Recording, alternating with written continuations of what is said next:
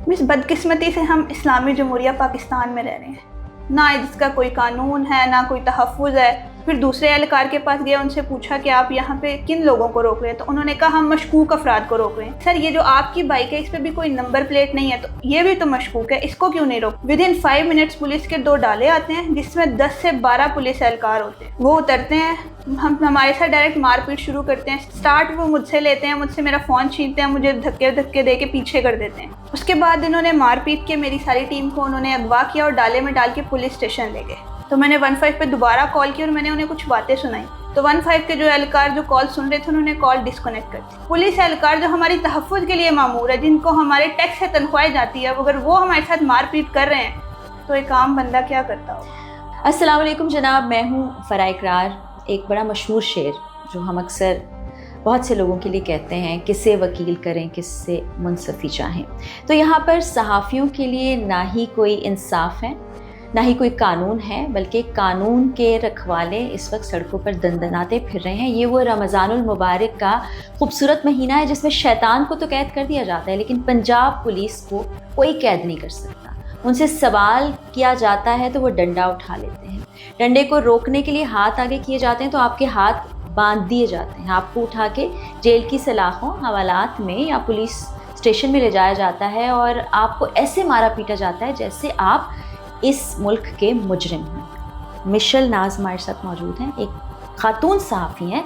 अपनी टीम के साथ, एसए टाइम्स की टीम के साथ ये अपनी सहाफ़ती ज़िम्मेदारियां निभा रही थी कि इनके साथ जितने लोग मौजूद थे इनको सबसे पहले मारा पीटा गया और कोई खातून पुलिस एहलकार मौजूद नहीं थी जिन्होंने इनको मारा पीटा। मर्द, अब आप सोचिए ना, क्या गैरत होगी, क्या शर्म होगी, क्या हया होगी जिन्होंने एक निहत्ती लड़की के ऊपर हाथ उठाया।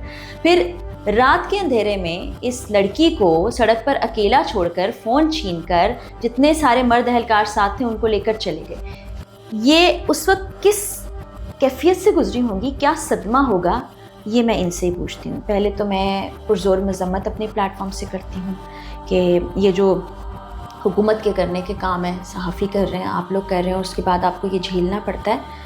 उस रात एग्जैक्टली क्या हुआ था? उस रात बेसिकली हम लोग वहाँ से गुज़र रहे थे तो हमने देखा वहाँ पे काफ़ी रश लगा हुआ है, 2-3 बाइक्स खड़ी हैं, एक चिंची खड़ा है। तो हम जस्ट रुके ये देखने के लिए कि मामला क्या है, खुदा ना खास्ता कोई वारदात ना हुई हो, कोई एक्सीडेंट वगैरह का मामला ना हो। हम रुके, जब हम रुके तो हमने देखा कि उसमें कोई 2-3 पुलिस एहलकार भी मौजूद थे जिनको दूर से पहचाना नहीं जा सकता।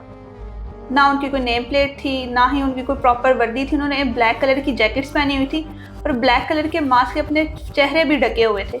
उनकी बाइक्स पे कोई नंबर प्लेट्स नहीं थी। हमारे साथ एक हमारे मेल सहाफ़ी थे जो आगे गए एसए टाइम्स के माइक के साथ, उनसे सवाल किए कि सर आप किन लोगों को रोक रहे हैं। तो उनकी तरफ से पहले तो हमें कोई जवाब नहीं दिया गया। उन्होंने फ़ोन निकाला और उन्होंने कॉल की किसी को। फिर दूसरे एहलकार के पास गया, उनसे पूछा कि आप यहाँ पे किन लोगों को रोक रहे हैं, तो उन्होंने कहा हम मशकूक अफराद को रोक रहे हैं। फिर उन्होंने कहा कि सर ये जो आपकी बाइक है इस पर भी कोई नंबर प्लेट नहीं है, तो ये भी तो मशकूक है, इसको क्यों नहीं रोकते आप, इसको क्यों नहीं चेक करते, ये भी तो कानून के ख़िलाफ़ है। बस इतना कहना था कि उसमें एक और एहलकार आए, उन्होंने कुछ देर हमें बातों में लगाया, हमें बातों में उलझाया। विदिन 5 मिनट्स पुलिस के 2 डाले आते हैं जिसमें 10 से 12 पुलिस एहलकार होते हैं। वो उतरते हैं, हम हमारे साथ डायरेक्ट मारपीट शुरू करते हैं। स्टार्टिंग वो मुझसे करते हैं, वो मेरे हाथ से सबसे पहले आपको मारना? जी स्टार्ट वो मुझसे लेते हैं, मुझसे मेरा फ़ोन छीनते हैं, मुझे धक्के धक्के दे के पीछे कर देते हैं।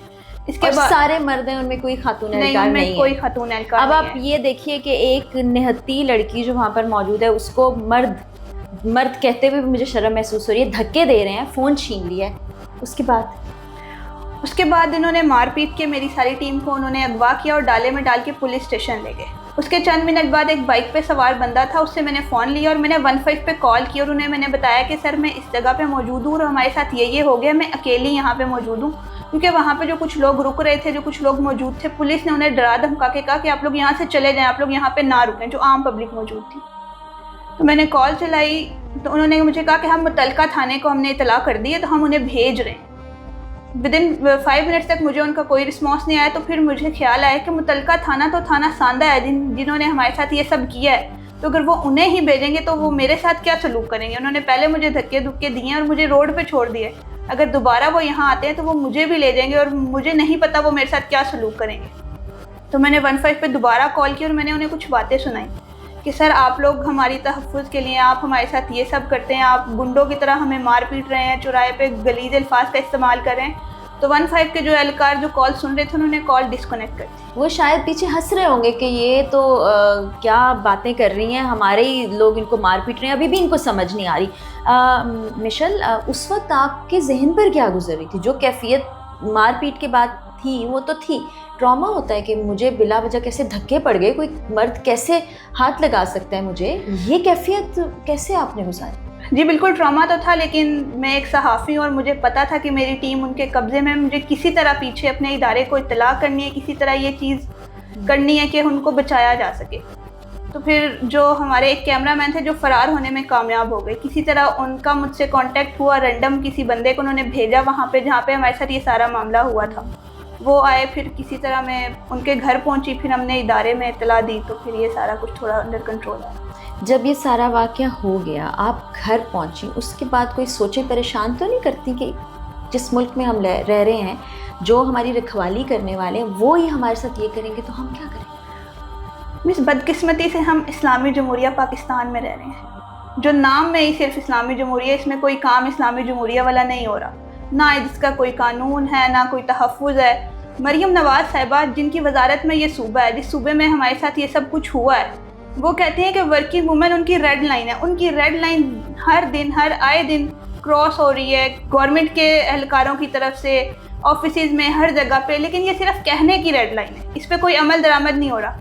पुलिस एहलकार जो हमारी तहफ़्फ़ुज़ के लिए मामूर है, जिनको हमारे टैक्स से तनख्वाहें जाती है, अगर वो हमारे साथ मारपीट कर रहे हैं तो एक आम बंदा क्या करता हो? मरियम नवाज़ साहिबा, देखते हैं आपको सड़कों पर इधर उधर बैनर लगे हुए हैं, आपकी तस्वीर हैं, आप बहुत काम भी करा रही होंगी, लेकिन आपके इस पंजाब के दिल लाहौर के अंदर एक लड़की को रात गए, धक्के दिए गए, मारा पीटा गया, रात के अंधेरे में अकेला छोड़ दिया गया और तने तनहा उसने कैसे वो लम्हात गुजारे और किस तरह अपनी टीम की मदद की। Very brave of her. कुछ कीजिए, कुछ ख्याल कीजिए। यहाँ पर मैं हिना साहिबा को भी कहना चाहूँगी, अज़मा बुखारी साहिबा को भी कहना चाहूँगी, आप सहाफ़ियों को आके बड़ी बातें करती, ये पंजाब की बच्ची नहीं है, ये पाकिस्तान की बच्ची नहीं है, इसके साथ जो हुआ इसकी सुनने वाला कौन है? बेटा क्या कहना चाहोगे? अब इस तरह तो लड़कियाँ डरने लगेंगी, कौन आएगा? पहले ही लड़कियों पर इतनी कदगनें लगाई गई हैं, वो घर से बाहर निकलना उनके लिए मुश्किल हो गया, जब ये होगा तो फिर क्या होगा?